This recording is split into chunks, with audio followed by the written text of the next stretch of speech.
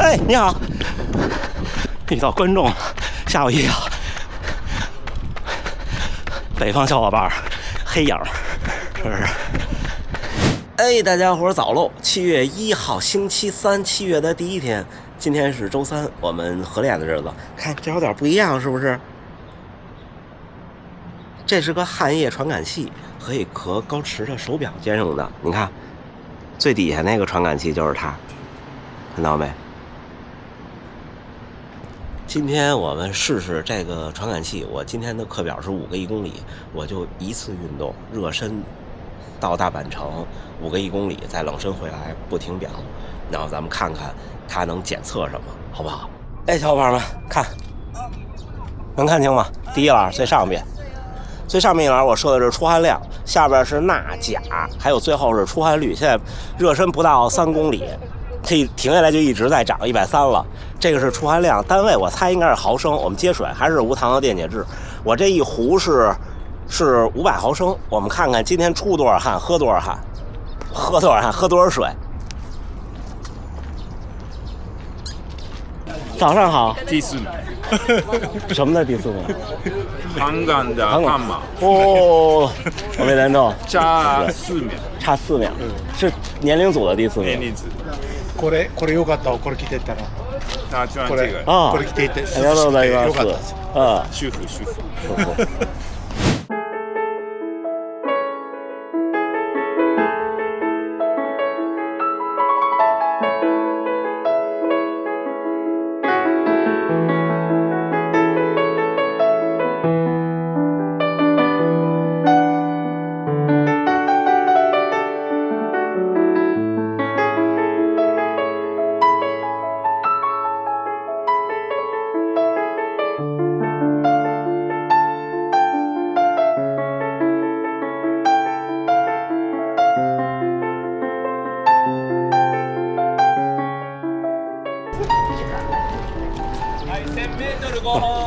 你们看，现在出汗量187，钠是1311，钾113，底下这是钠的流失率和钾的。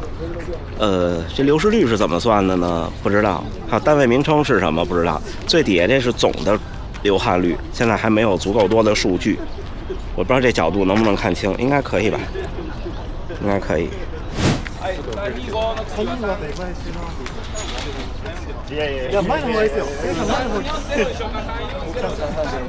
我还是去后面了。啊！哦，大江先生。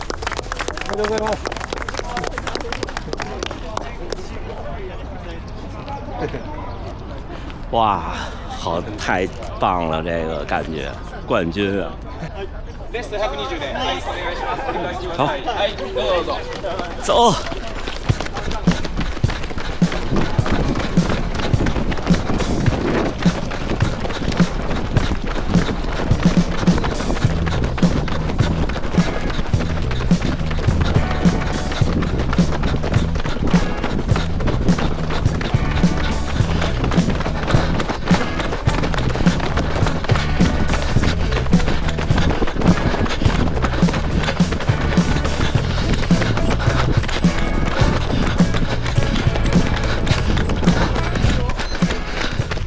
3分25秒75，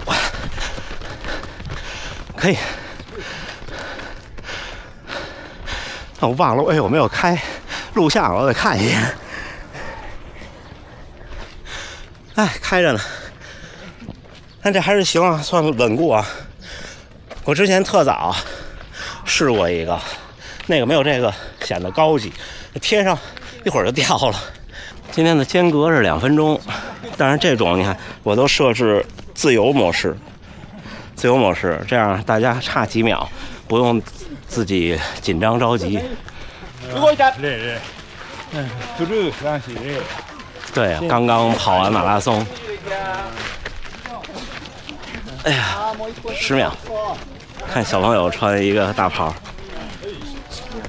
哎，准备，走。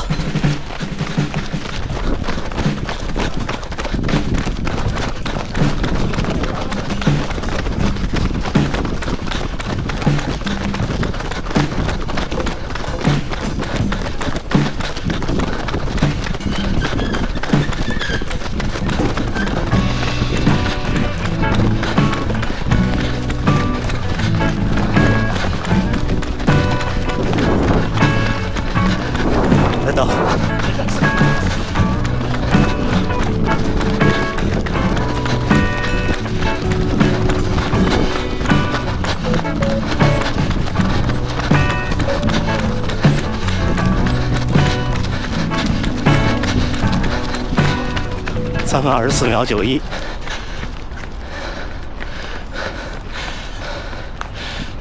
到现在为止，出汗量453。那这到底是什么单位呢？我忘了查了，我查一下贴屏幕上啊。来，喝水。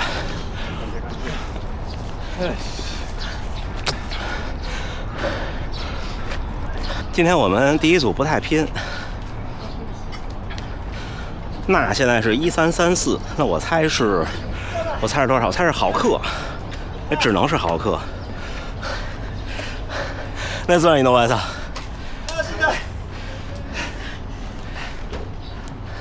看小朋友穿了一个应该是女款最小号的轻功的坎肩儿。那次来到，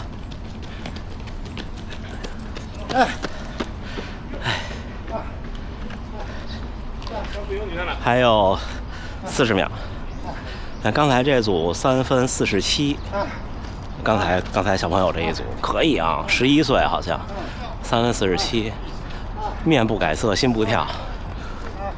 哎，我发现跟队委挺好的，控制住节奏。我那天还说，昨天还说，前天还说，今天就周3的稍微的收一点点。哦，要开始了。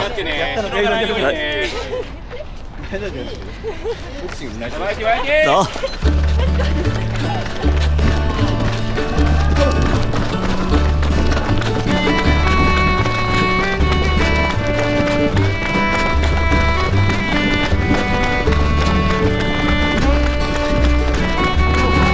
来到，来到。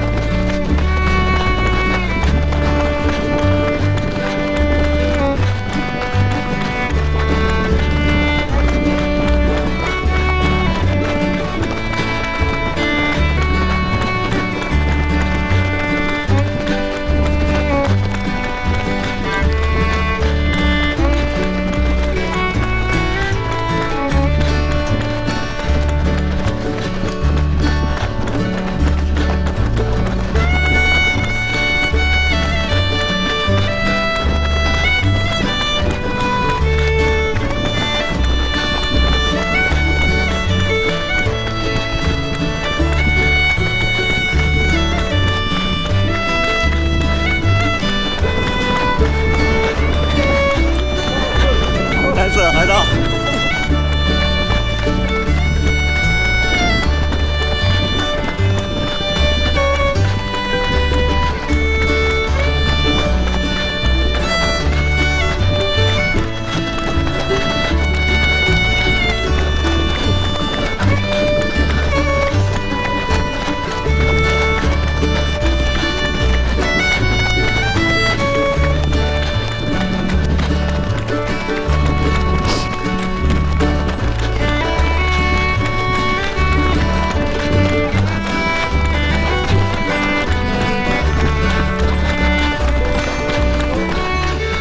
3分25秒8，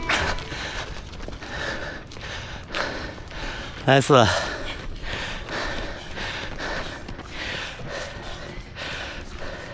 这就是我现在目标的半马配速，跑到这个配速就是72分多少？72分50左右吧。我现在73分19，那天的平均配速是3分27点几，应该是，因为还有多跑，大概多跑半马的话100多米，大阪的赛道，不知道10月的札幌的赛道怎么样。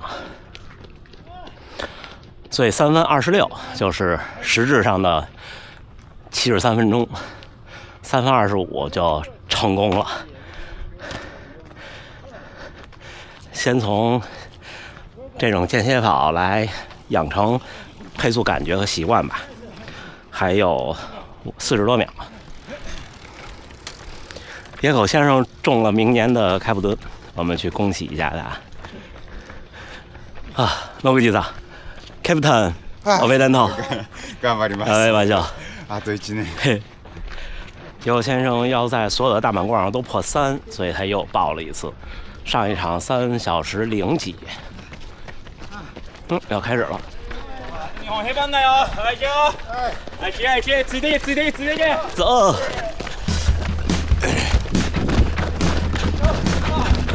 快到。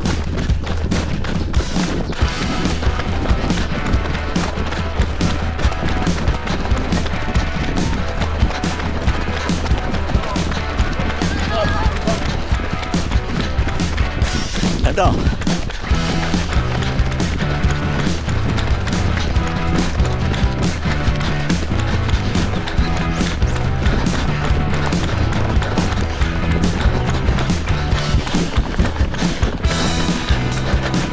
袋子，来到。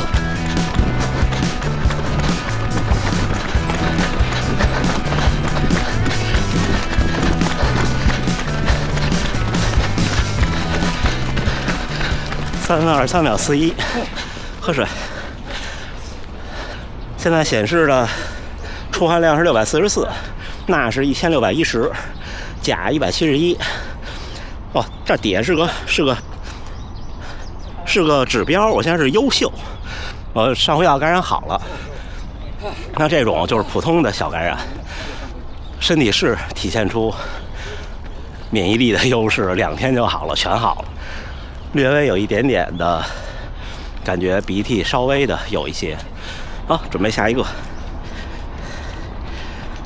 还有50秒。320。はい。もう前行ける人もっと行きましょう。3分20。はい。10秒。はい。5秒前。はい。3、2、1、スタート。走。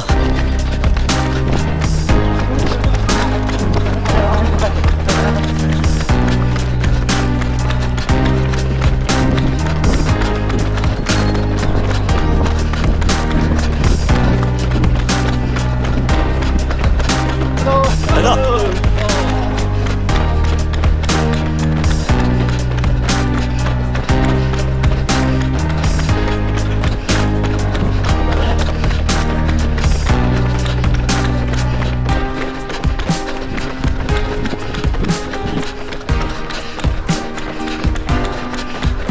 来到。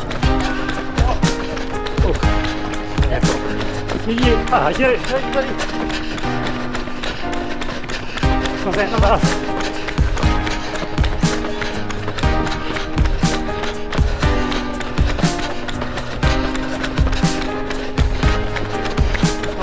すごいですね。後ろにいますよ。来到。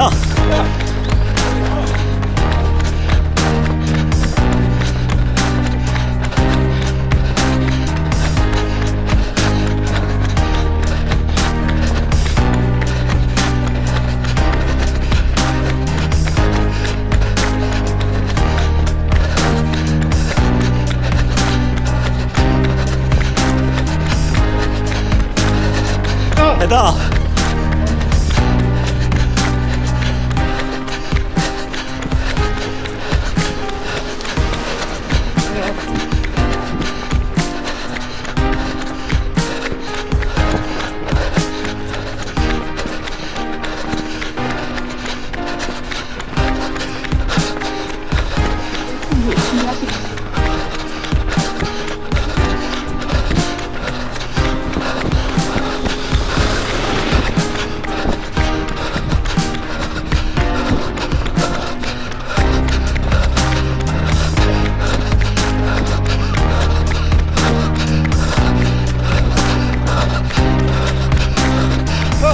快到。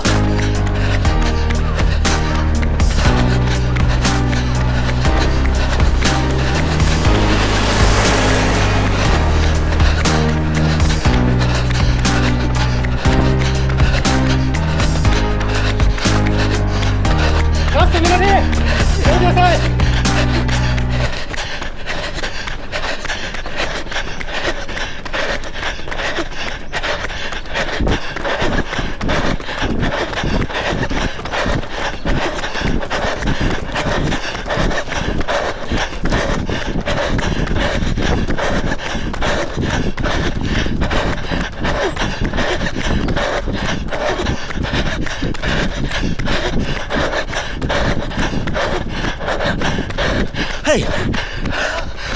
3分09秒02 ，nice。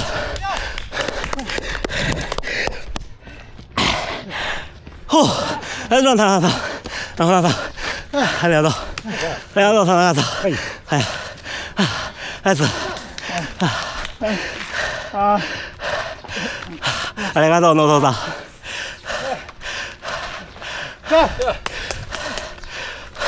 皆さん。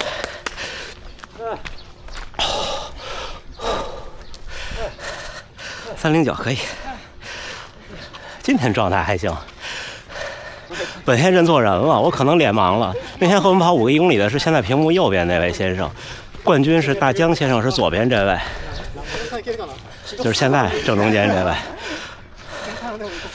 但是这位应该也特别精英，他们还要再跑。負けないとこれ。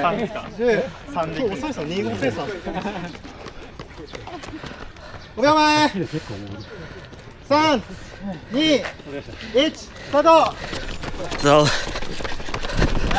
我就用放松模式跑最后这一个。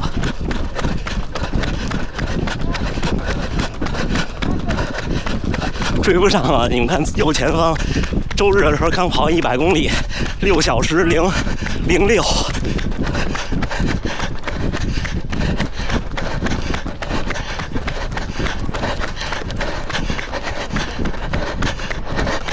啊！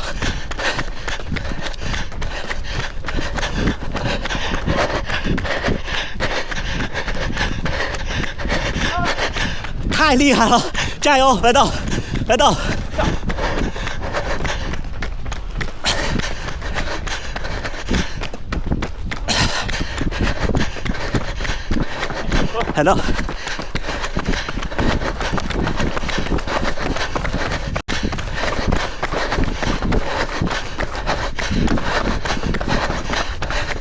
你们看小伙穿的鞋，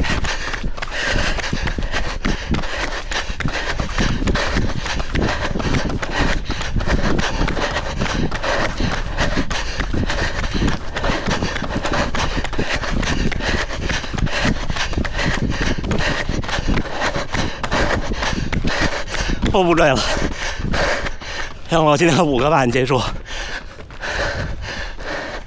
因为这种100公里跑完只能穿拖鞋，大脚趾完全不能碰，对我来说。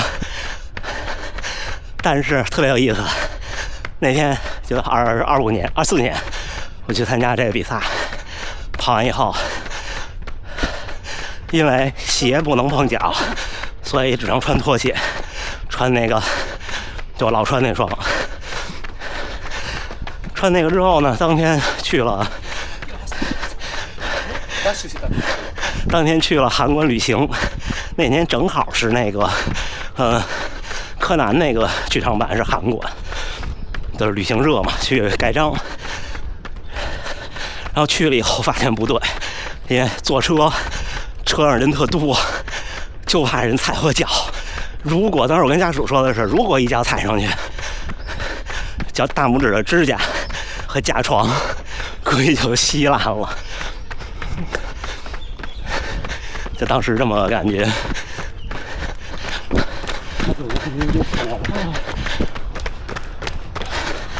好，我停机停表，发伴手礼。在我给大家发札幌带过来的伴手礼之前，先看看出汗量。现在因为一停下来出汗就多了，传感器其实也不会那么聪明，就是你停下来以后跟跑着不一样。现在的流汗量是822，钠1656，钾171，钠的流失，它这叫流失率。我记得在手表上的数据，我把手表数据都贴在这儿，还是优秀。你看一下，倒着看吧，这样可能对得清楚。看一下单圈数据啊，第一个3分26，第二个3分25，第三个3分26，第四个3分23，前4个我们就是集体跑，大家压住了速度，这样特别好。最后一个3分09，适合我的现在的训练状态。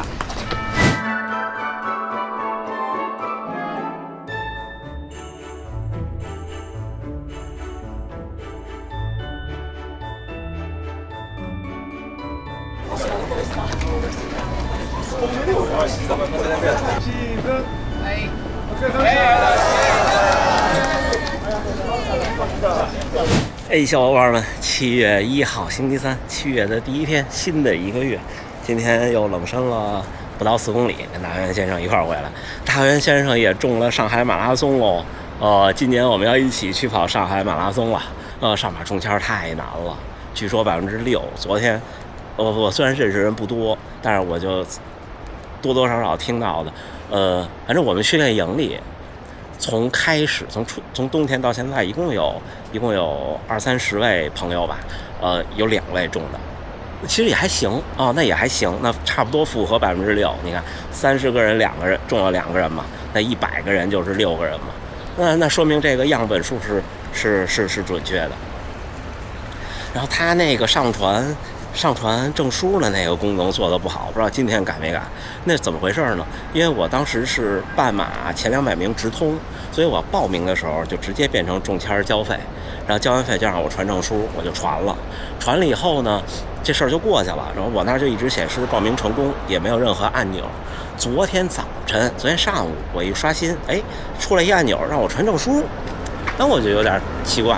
然后我点开以后呢，就是正常那上传的页面，上面还写着只能改1次，然后我就又传了一遍，然后传了一遍以后呢，还能传。我说不对啊，我传过1遍呀，当时，那等于我把第2遍已经用了，应该不能传了呀。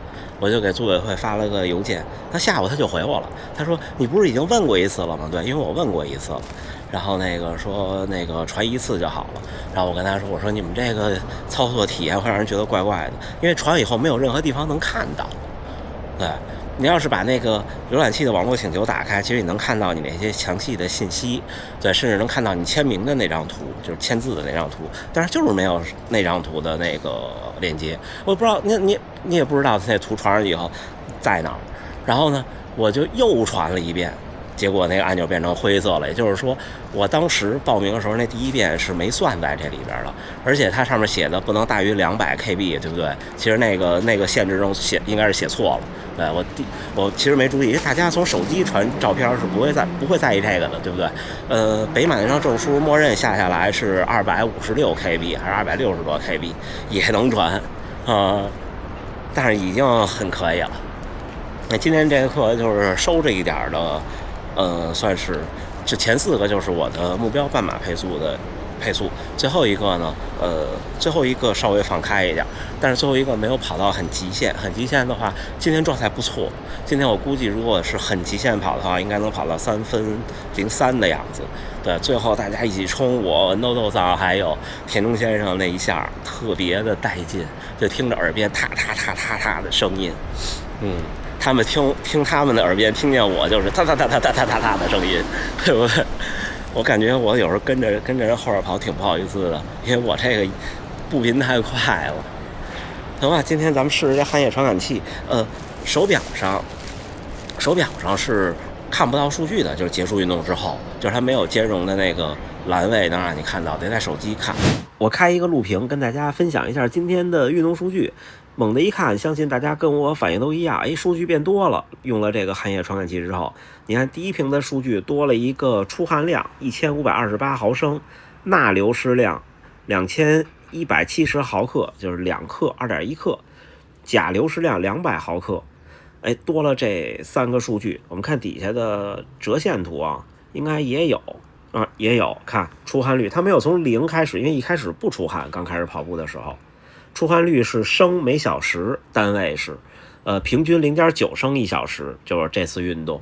那如果是一场马拉松的话，如果按3个小时，那就是3升的汗，还是挺多的。然后钠离子浓度这个我不太理解它的钠离子浓度是什么意思，是我出的汗里边的钠离子的浓度吗？也就是说一开始汗液里钠离子浓度不高，然后后来越来越高，然后又越来越低。钾离子也是这样。水合状态这个大家把屏幕只能横过来看，没有数据，但是我手表上显示的一直是良好。对，这可能是个小 bug， 我猜。这是关于汗液的，底下是单圈数据，刚才我们已经说过1遍。但是比较奇怪的有2个事情。第一个事情是设备与装备这儿，因为当然不是高驰自己的设备，它不显示很正常。但是我们导出它的原始数据，这个第一个 FIT 格式的数据的时候 ，FIT 里边是没有关于汗液就是出汗这一块检测的所有的数据打点的。我不知道高驰内部是怎么实现的，我会问一下。因为如果能够在原始数据里也有的话，那我们解析数据的软件就都可以看到，而不是只在这个地方看到。但是这个东西还是挺神奇的，而且我前后对比了一下我出发和回来之后的体重，我出发回来之后的体重整整差了1公斤，1公斤就是1000毫升的液体，1000毫升的液体，我喝了500毫升，他告诉我流失了1500毫升，说明还是很准确的，流失1500，喝了500，还剩1000，正好1公斤。这个东西不错，有意思，这个东西还是挺有意思的。可能唯一的问题就是这个贴纸，就是我把相机吸上跟大家说，就是这东西它是几部分组成的，它有一个盒，那盒就跟我们那种无线耳机一样，那个充电盒，把这传感器，这小的这是传感器，这个放在那盒里充电用的。然后呢，看到的这个大片这个贴纸，这个是一次性的，它是贴在这个传感器上的，等于今天回去这个撕下来，这个贴纸就丢掉了。但是这个贴纸好像挺贵的，好像3片贴纸要100块钱人民币，所以这不是一个每天都能用的东西，它就是一个，我觉得是个比赛用的东西，比赛时候可以看你的电解质的流失情况，因为手表能实时看就特别好。之前那个动态血糖的那个手表是不能实时看的，只有雅培出的那给运动员的那个可以，那个当时在国内买不到。对，说到这个，我试试看看能不能搞一个那个，咱们玩一玩，好吗？还有那个，我研究高驰的手表的字段的时候，我发现它那个其他那栏里还有什么核心温度、体温、什么皮肤温度什么的，那个我不知道是哪一款传感器，是那个核心温度传感器的那个吗？我不太确定，我问一问，我调查。我觉得未来是属于传感器的时代，如果这种东西能做得再小，比方这个能再小一半，能再薄一半，同时呢，使用成本能再低，那这种东西就变得有意义，挺稳固的，也完全无感，不影响，除非你背越野包，否则完全无感。这个特别舒适，特别舒适。我觉得我种草了，我觉得未来我的叫什么强度的训练或者比赛，我要带这个，我要记录。其实就是这样，你如果比方说像我跑同一个赛道的比赛，北马、大阪半马这些，如果每一次我都有一个完整的记录，就有一场比赛的横向对比，因为同样的时间，同样的赛道，虽然有可能天气不一样，但是就是我自己一年，这还不像考试每年题不一样，你考试每年如果题都一样的话，第2年就100分了。这是个竞技项目，特别有意思，好吧？那就这么着。最后还是祝大家呢努力生活，健康平安，咱们下回再见。